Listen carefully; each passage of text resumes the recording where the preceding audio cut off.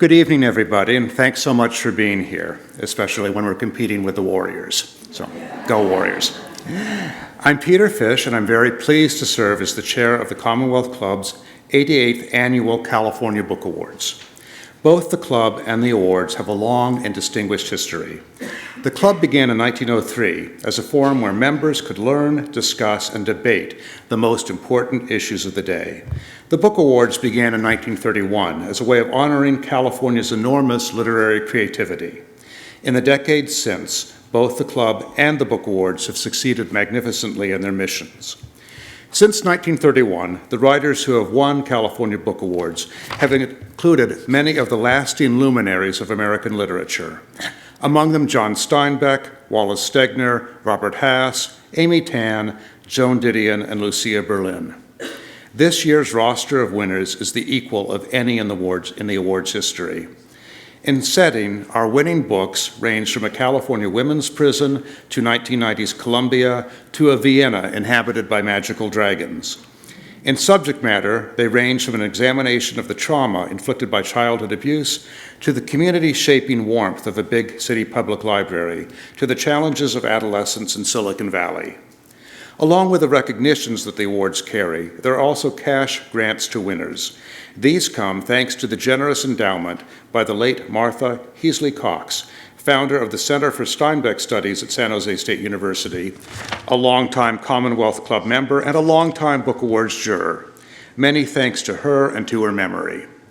Now, a few more thank yous. I'd like to start by acknowledging the jury who selected the finalists and winners, a months-long process that entails a vast amount of reading and some fierce debates, but which is also enormous fun. Our jurors are librarians, editors and other publishing professionals, booksellers, authors, and professors, people who love books and who take the responsibility of evaluating them with seriousness and passion. I'd like the jury members who are here to stand for just a moment while I name you. Emily Belaine?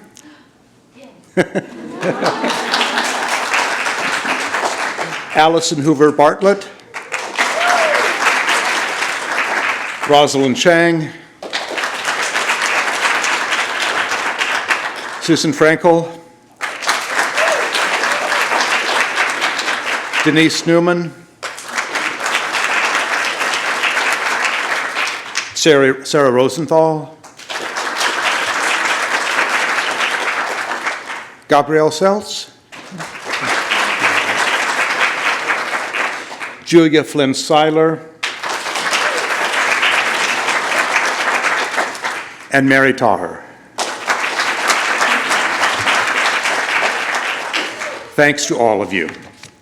I'd also like to thank Gloria Duffy, President and CEO of the Commonwealth Club, who makes this whole shebang possible, George Dobbins, Vice President of Programming, Kalina Gregory, who runs the genuinely wonderful reading group based on the Book Awards, and Alex Rodriguez Hernandez, who as Director of Facilities plays a key role in this event.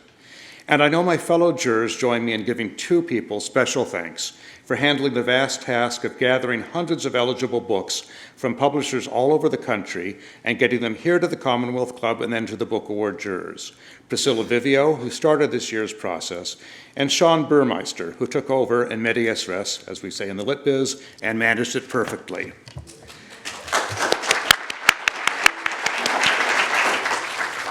One of the privileges and dilemmas that comes with these awards is the fact that we're presented an extraordinary variety of good writing to choose from. In addition to tonight's winners, I highly recommend taking a look at the finalists over which we agonized, because they are all exceptional. Now we'll flow right into the awards with Mary Taher presenting our Fiction and First Fiction Awards.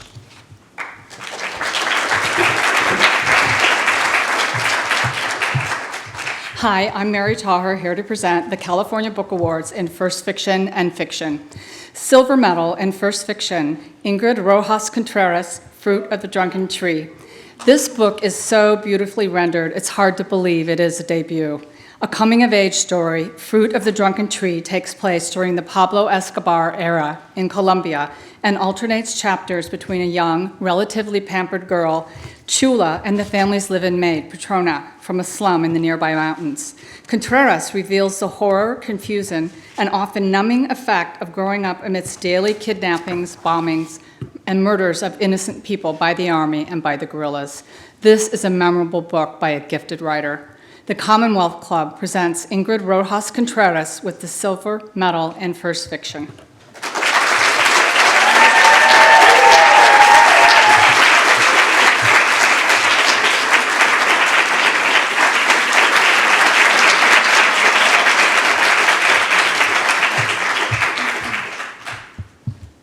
Thank you so much. I'm very grateful to the Commonwealth Club and to the jury. In writing this book, I went through an immigration process, and my character, Chula, who comes to the U.S. as a refugee, became a citizen before I became a citizen, which I thought was very interesting. And the other thing is that since I became a citizen here in California, I kind of feel like I am by default Californian, right? Because I came to be here. This is a book about migration, and both, migrations that we wish to have and that come true, and migrations that do not come true. And so one character, comes to the U.S. as a refugee, and the other one is kind of stuck in Colombia. Going through the immigration system myself, I found myself thinking about all the people that can't leave, and I wanted to write a book that included those two points of view. So I'm very thankful. And yeah, I'm very thankful to be here and to also join the ranks of so many great writers who have also won this award. So thank you.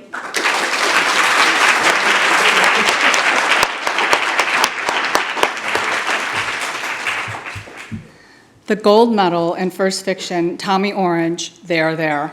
This stunning novel, comprised of interwoven stories of 12 Native Americans living in Oakland, weighs the gift and the burden of cultural identity.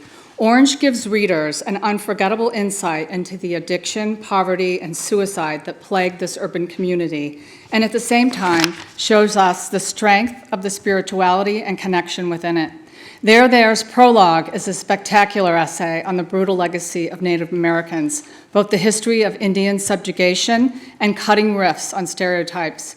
Its ending culminates in a shattering, all too believable event at a powwow in the Oakland Coliseum. To quote Margaret Atwood, an astonishing literary debut. The Commonwealth Club presents Tommy Orange with the gold medal in First Fiction. Tommy Orange was unable to attend in person tonight, but we are pleased to welcome him here on video. Hey, Tommy. Hello. Good evening. I'm so sorry I couldn't be there in person tonight. I'm here in the foothills of the Sierras near Yosemite in Angels Camp, California, in my son's bedroom, where I sometimes write. It's especially meaningful to me to get this award in my home state and where my novel takes place. California and Oakland will always be home, and they were both always where/what I wanted to write a novel about. I'm so grateful to be honored and acknowledged in this way. I'd like to thank the Commonwealth Club for this award. I've seen that more and more books about and that take place in California have been published in more recent years. God knows we've heard enough about New York.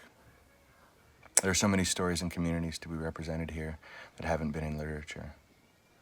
I'd like to thank my publisher, everyone at Knopf, for their undying support, my publicists, Gabrielle Brooks and Kate Rundy, my editor, Jordan Pavlin, and my agent, Nicole Araji. Thank you as well to all of the authors considered for this award and to the judges for their time and consideration. Thank you.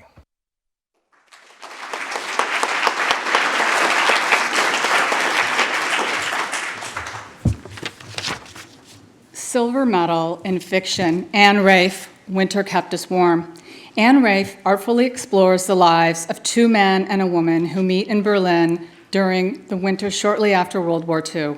Winter Kept Us Warm is a quiet but devastating novel about loneliness and absence, friendship and love.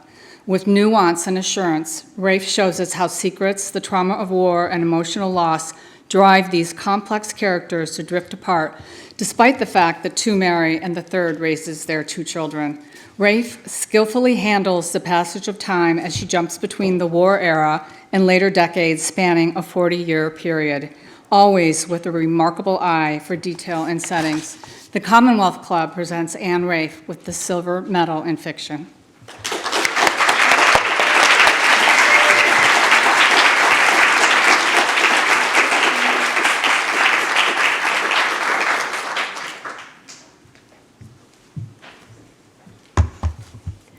Thank you, everybody. I've actually prepared a little, it's not a very long speech, but here it is. There is a line from my book that I wanted to begin with. I tried to look it up, but I couldn't find it, so I'll have to paraphrase. One of the protagonists, Isaac, a historian, says something like, "That's what we human beings do. We destroy everything, just so we can rebuild it, and then we destroy it again." I'm sure the author said it much better. The book is about rebuilding in the aftermath of a great destruction. It begins in Berlin in 1945, when violence and the memory of violence was everywhere, but when people were starting to pick up the pieces. They could smell the future in the air and start believing in it, in peace, in settling in. My parents were both refugees from this great destruction that we call World War II and the Holocaust. Though my parents escaped, my mother from Vienna to Panama to a village in Bolivia on the edge of the Amazon, and then to New York, and my father from the Soviet Union to Germany to France to Portugal, and then also to New York, so many millions did not. Just as so many today are trapped also in the midst of destruction. Around the world, at the borders of this country, even right here in this city, there are millions facing displacement and brutality, struggling to survive, being stripped of their dignity. It was because my parents survived, because there were people who helped them escape, who took them in, that I had the luxury of growing up in the peaceful, albeit bland and dull suburbs of New Jersey, and the luxury to become a writer. My father, a historian on whom Isaac, the historian in my novel, is based, was fond of saying that human beings are not really capable of learning from history, that the only reason to study history is because it's interesting. Though we never discussed this, I'm sure he would say the same thing about literature, that it doesn't have the power to make us better human beings, that literature cannot change the world. I think my natural cynicism makes me inclined to agree with my father, yet despite myself, I do believe that the mere act of creation helps to keep the forces of destruction at bay. So I will keep writing, and I will keep reading. And so, thank you to all of you gathered here today, both writers and readers, who continue to believe in the power of stories. Thank you to the Commonwealth Club and to California, to this city where I have found my place, to everyone at Counterpoint Press, and there's a whole bevy of them here today, Alicia and Lena and Miyako and Jenny. Thank you also to my editor, Dan Smetanka, my agent, and to my wife, Lori, for she is my harshest critic, and I couldn't do it without her. Thank you very much.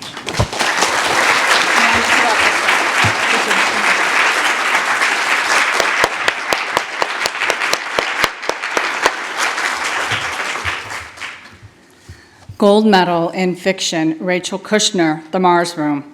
The Mars Room is a persuasive argument for prison reform and a testament to poverty's role in creating criminals, yet the book never slips into the polemical. This extraordinary novel gives us the heartbreaking story of Rami Hall, serving 2 life sentences, who has left behind a young son. Her anguish over his well-being builds over the course of the book, along with other harrowing narrative threads. With a sharp sense of humor and surprising detail, Kushner vividly portrays life in prison and the working-class neighborhoods of San Francisco in the 1980s, and uses real-life figures like Henry Thoreau and Ted Kaczynski to an ingenious effect.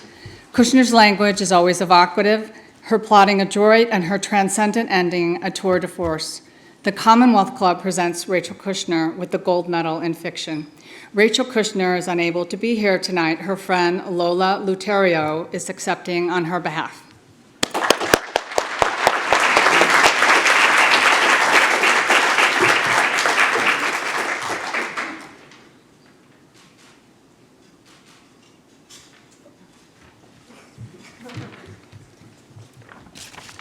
Good evening. My name is Lola. I'm honored to accept this award for Rachel tonight, and these are the words that she has asked me to say. I'm so pleased to have my work recognized by the Commonwealth Club in the form of the gold medal for fiction. If I could be here tonight, I certainly would. To be a Californian is to live in a state that is, in many ways, for better and also for worse, the leading edge of society. What we see here, incomparable geographic beauty, a thriving and globally scaled economy, and incredible cultural diversity, but also a high rate of poverty, industrial farming that has poisoned the water that 1 million drink, and a carceral system that has flourished to the detriment of those swallowed into it, is the beauty and also the brutality of the near future. California, to me, is a crystal ball.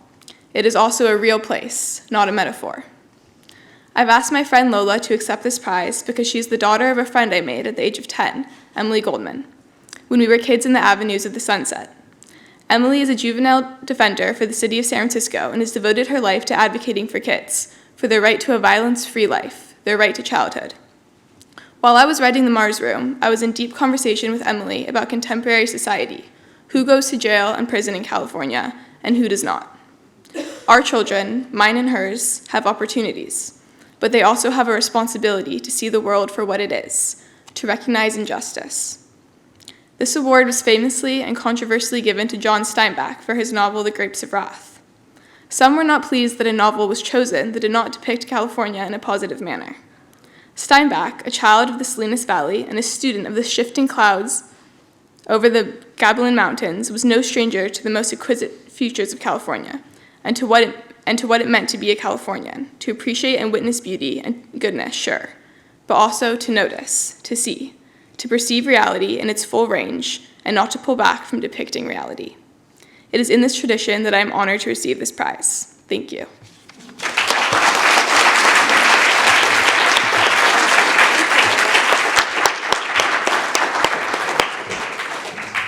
And now I'd like to introduce Rosalind Chang, who will be presenting the Juvenile Literature Award.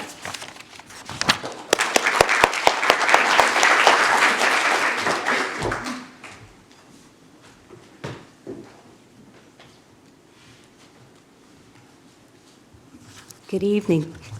Happy California Book Awards evening. I hope that you're enjoying it. I'm Rosalind Chang, here to present the California Book Awards in Juvenile Literature.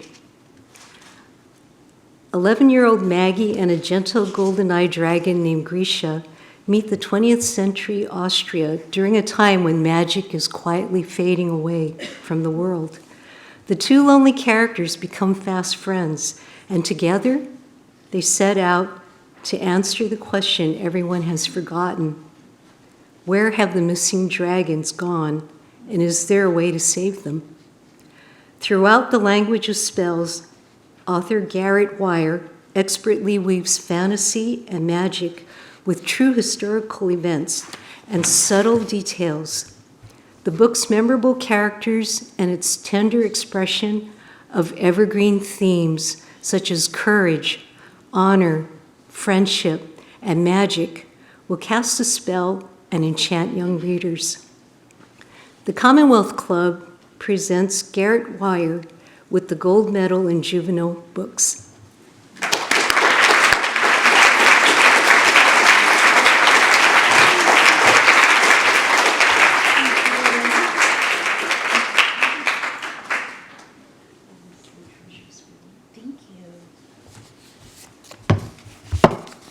Hi.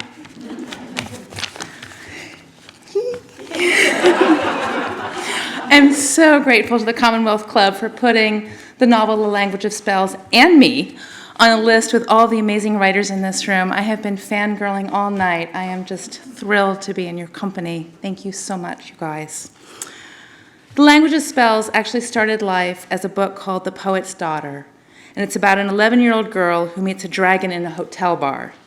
They spend a lot of time in hotel bars, but they're European ones where, yeah, you can get a very stiff drink, but also some pretty amazing cake.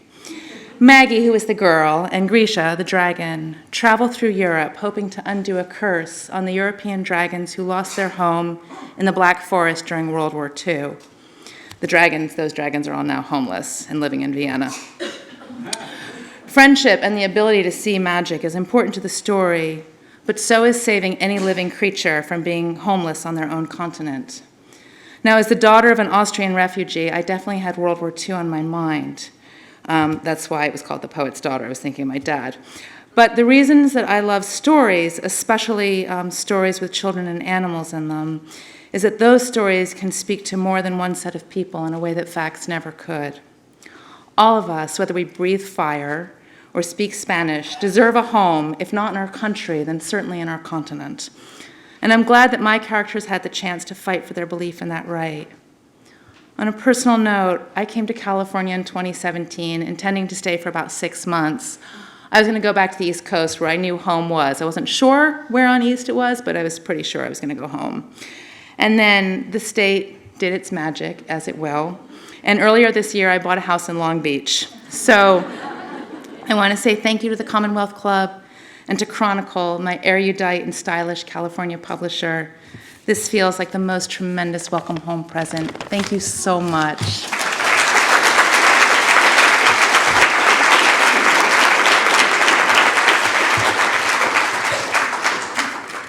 And now I'll introduce the award in young adult literature. High school senior Danny Chang, his parents, and his closest friends have a seemingly good life together. A rosy future even awaits Danny at the college of his choice. But Danny's in the dark, as are those around him. As questions arise and secrets are uncovered, complex issues such as international adoption, queer identity, immigration, teen suicide, and human imperfection come to the light. Sometimes tender, sometimes heartbreaking, the underlying theme of the universal human need for connection clearly resonates in Picture Us in the Light. The Commonwealth Club presents Kelly Lloyd Gilbert with the gold medal in young adult books.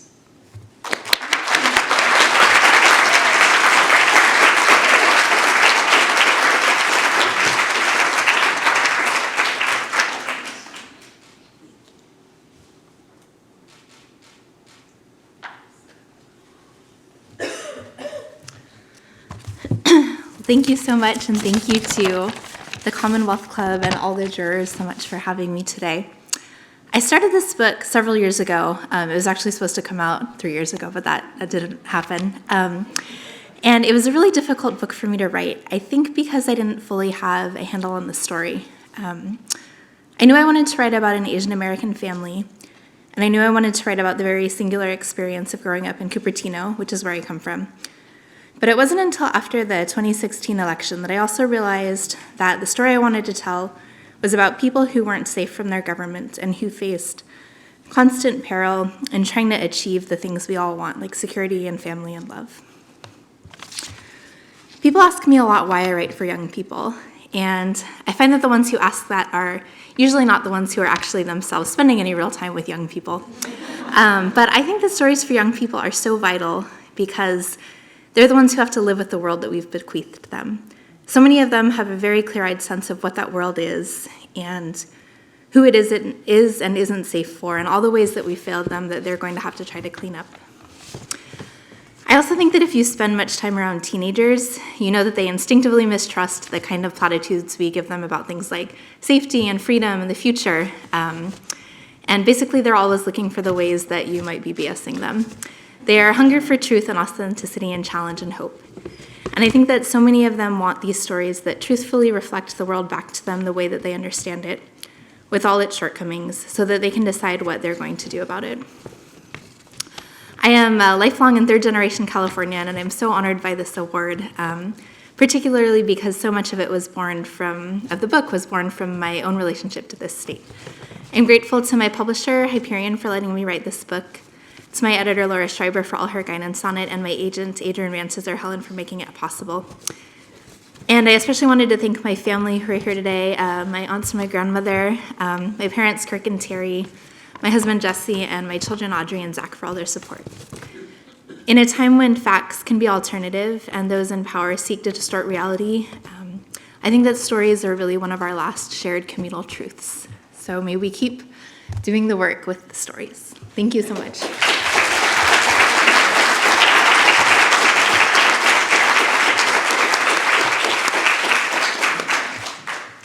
And now, I'd like to introduce Denise Newman, who will be presenting the Poetry Award.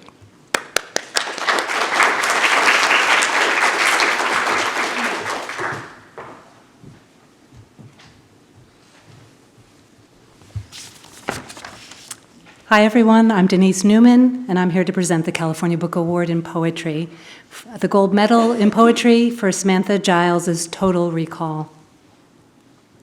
Total Recall is a powerful and unsettling exploration of how memory in the face of trauma is precariously constructed, not only by the individual, but also by authority figures looking to cover over cruelty and abuse. It forces the reader to sort out the pieces of a childhood that won't cohere, buckling around the violence of forgetting and the violence of being forced to forget forgetting. Giles employs multiple genres and forms, from memoir and thriller to testimony, spells, and charms, in order to relentlessly investigate what it means to pry apart the forms of false family narratives. Emily Dickinson famously said, "If I feel physically as if the top of my head were taken off, I know that is poetry." This is a rare work that lives up to Dickinson's observation. The Commonwealth Club presents Samantha Giles with the Gold Medal for Poetry.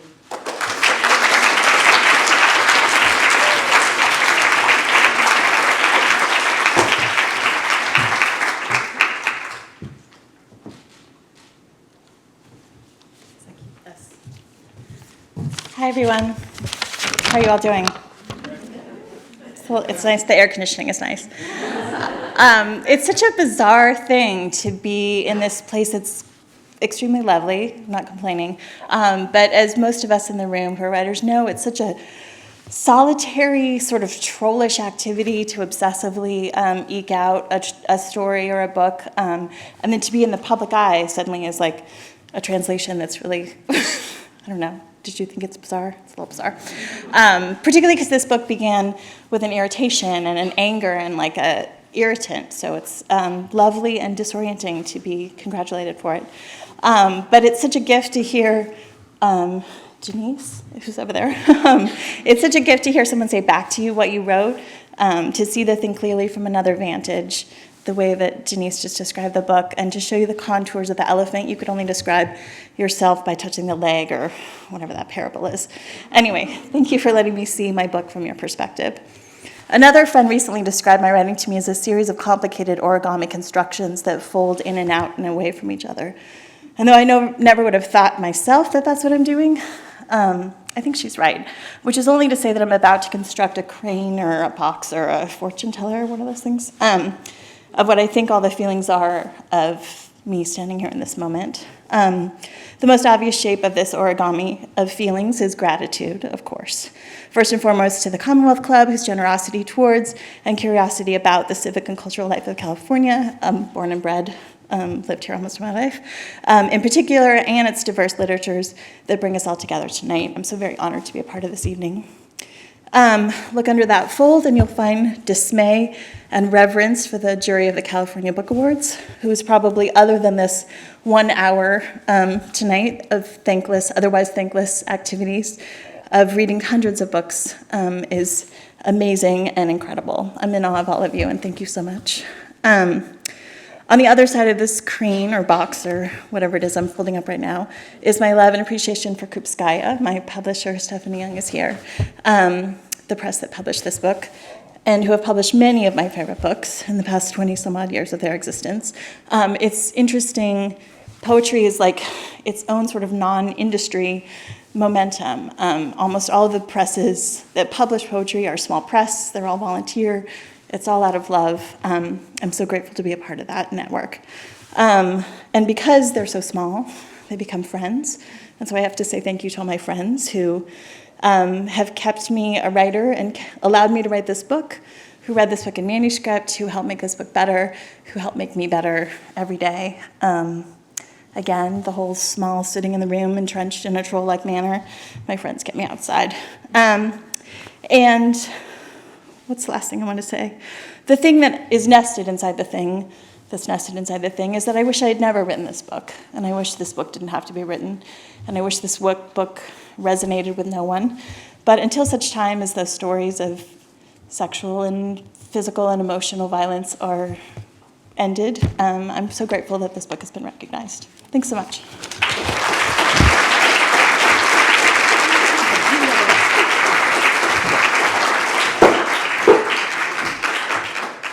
And now I'd like to introduce Julia Flynn Seiler, who will be presenting the Nonfiction Awards.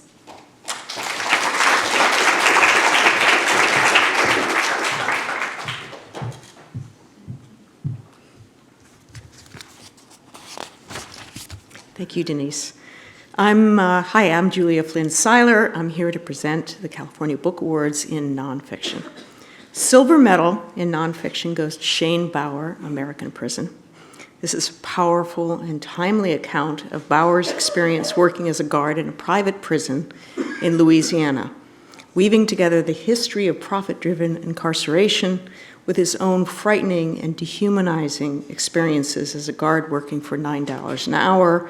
Bauer offers us a first-hand view of a fast-growing industry and one which is profiting from this administration's immigrant detention policies.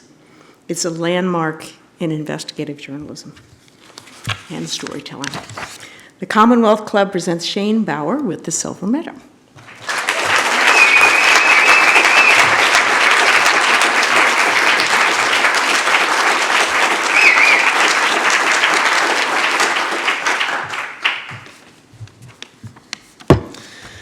Thank you so much to the Commonwealth Club and to the judges. Also want to thank my editor, Scott Moyers at Penguin Press, and my agent, Bill Clegg.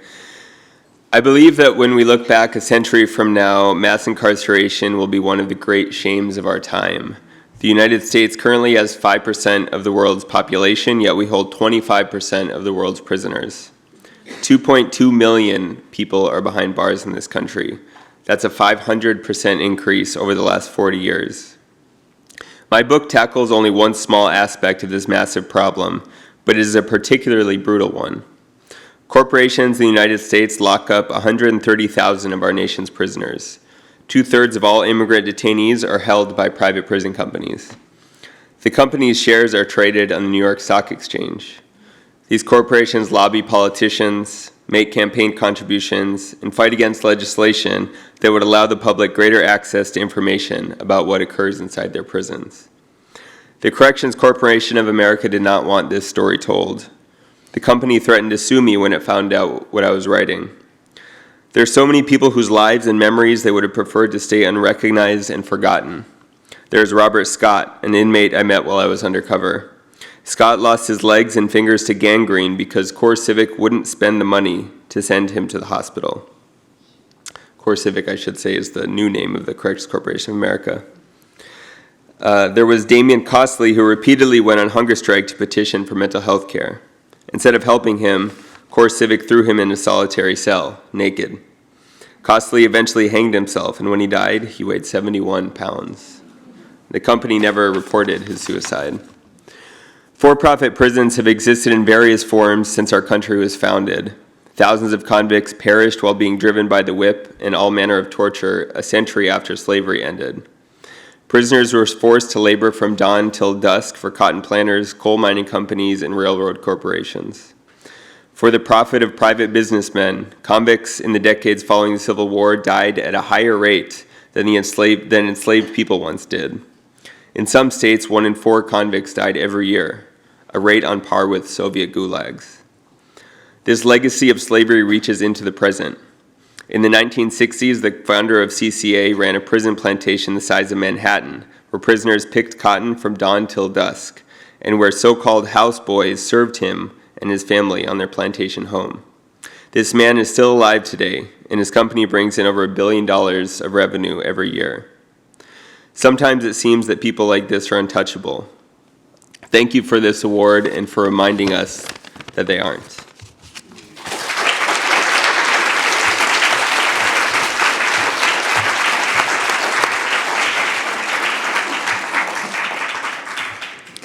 Gold medal in nonfiction to Susan Orlean, The Library Book. We all love libraries, but Susan Orlean's delightfully unexpected book, centered around the fire that destroyed the Los Angeles Public Library in 1986, takes us on a journey that explores not only the arson and the aspiring actor accused of burning down the city's central library, but also the fascinating characters involved with it since its earliest days, from its first buckskin-clad male librarian to the dedicated and patient reference librarians, fielding questions both deeply personal and bizarre. Orleans is a beautiful storyteller who has woven together various threads with an unrivaled eye for funny and moving details. With this book, she's written an unforgettable love letter to libraries and librarians. The Commonwealth Club presents Susan Orleans with the gold medal in nonfiction. Susan Orleans was unable to attend the event tonight, but her friend Manjula Martin is accepting on her behalf.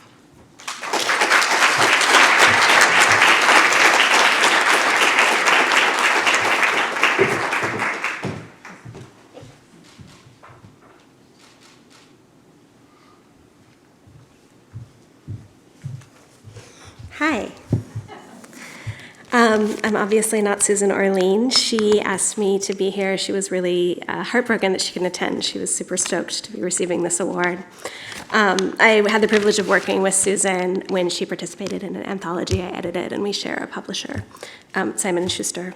So she sent a few words of thanks, and I'm going to read them.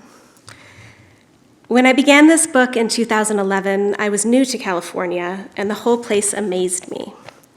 Writing the library book became my introduction to the state, to its rich history and buoyant future.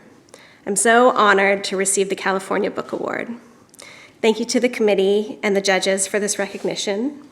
I want to share this honor with the staff at the LA Public Library, who patiently endured my 6 years of research, and with all librarians everywhere who do good work every day.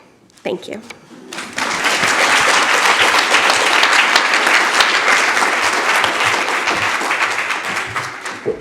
Now I'd like to welcome Peter Fish up to present our final award.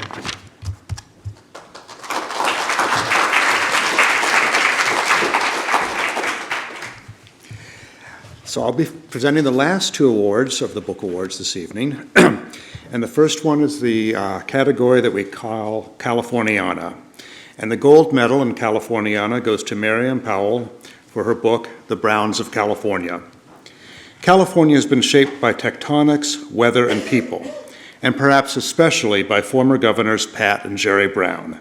In a historical narrative spanning the gold rush to climate change, Miriam Powell delivers a sweeping, comprehensive, detailed saga for our times. The Browns of California, the family dynasty that transformed a state and shaped a nation, receives the Commonwealth Club Award in Californiana.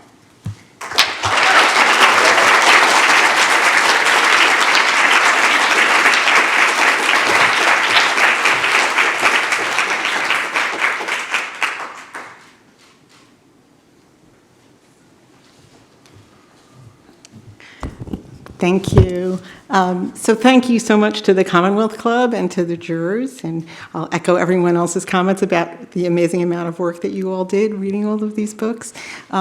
It's also especially meaningful to me to be at the Commonwealth Club again, because as a Southern California, and I will defend Southern California in terms of its reading and everything else about it, but the Commonwealth Club is part of creating this really rich tradition of readers and culture and the civic life of California in a way that I wish that we had in Los Angeles, I will say that. So thank you for being part of that tradition and for including me in that and honoring me in that way. I do want to thank my publisher, Bloomsbury, who have done an amazing job with this book, and there are a whole cast of characters, all of whom I will say are women, from the head of Bloomsbury down to my publicist and the artist and my editor. And they took remarkable care with this book and believed that a book about California history was important, which not everyone in New York does. And I will say that, and I can say that as a former New Yorker. I moved here almost 20 years ago, which to me feels like a long time, but I know that there are many people in this room whose roots in California go back for generations, and that I'm a relative newcomer. And for me, this book was a way to learn and to explore and to really delve into the remarkable history of this state through this family, who I think I've been asked kind of before, why were more things not written about the Browns before? And there's one biography of Pat Brown, and I think had this been an East Coast family, it would have gotten a lot of more attention than it has. There's still a real bias in this world, as Tommy Orange said, enough about New York.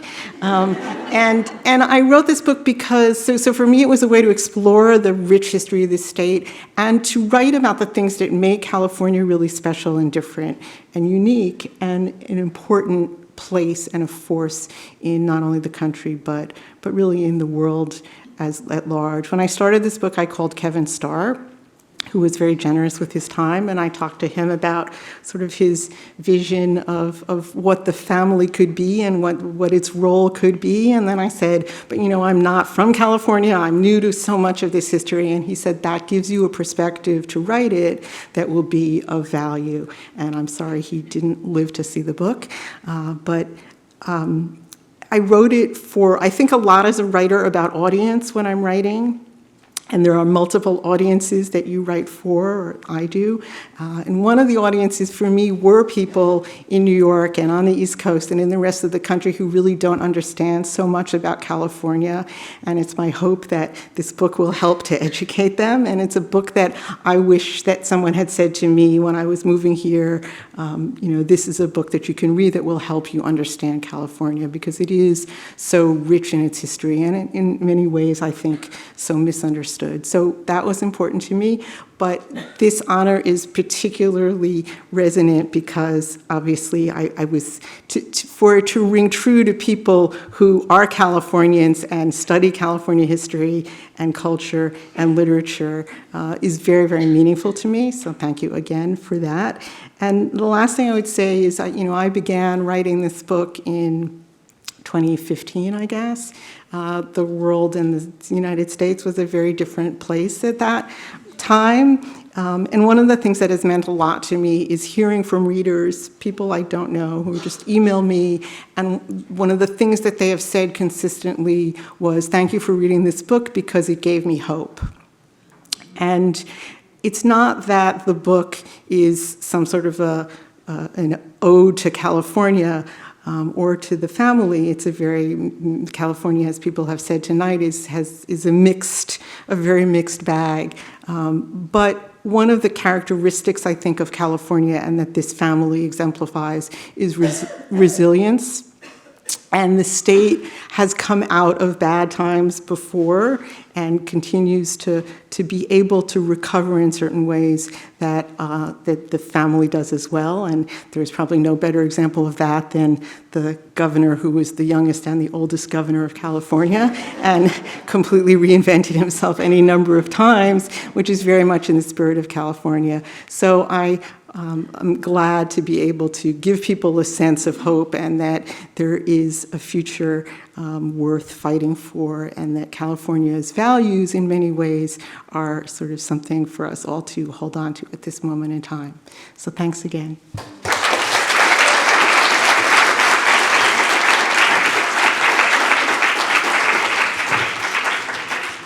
Now our final award, the award Contribution to Publishing. And the gold medal in contribution to publishing goes to Tyler Green and the University of California Press for the book Carleton Watkins, Making the West American. The Contribution to Publishing Award allows us to call out a book that expands our sense of what to expect between two covers.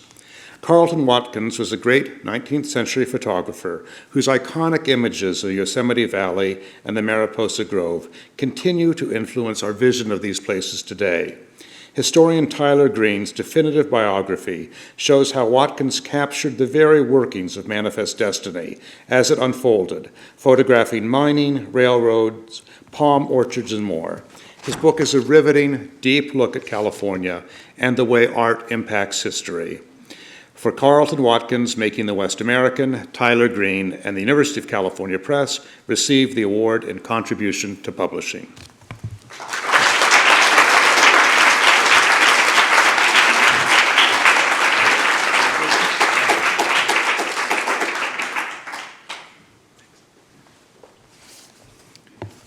Hi. I want to thank the Commonwealth Club and the jurors for all the time they put in, and to the club for its engagement with what we do. Thanks to UC Press for making the book beautiful. If you pick one up later, be sure to take off the cover and look at what's on the inside of it, which was just like one of the great UC Press ideas. One of the fun things about being here tonight has been hearing the other authors talk about their engagement with the West and with California. And Watkins, who got here in 1850 and remained active until 1890, didn't die until 1916. His work was a beginning of much of the things we've heard here tonight, from industrial agriculture to Yosemite. Sorry, not dragons. But it's been fun to hear how Watkins was engaged with a lot of that. As a critic and as a journalist, I was interested in writing about how artists engaged with or impacted the world around them and the history that came after them. And Watkins does that. But I think anytime you kind of devote 6 or 7 years to a book, you're probably also writing about where you came from. And for me, I kind of ended up writing about my two parents. My father is a history buff, and my mother was an artist and introduced me to the great outdoors and mountains and forests. And so getting to write a book that kind of did or engaged both of those things was a lot of fun. Books like this are long projects. This one took me 6 or 7 years, and that's a period during which kind of our work is invisible. So one of the fun things about awards like this is that they argue that we finished. So thanks.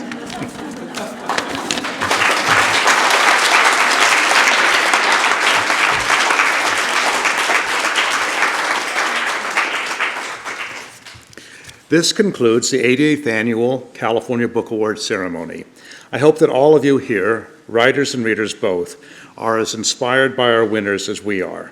In just a few moments, after the author and jury members have taken a few group photos, our winning authors will be ready to sign your books. So please feel free to purchase them and get them signed right out there. And thank you so much for joining us.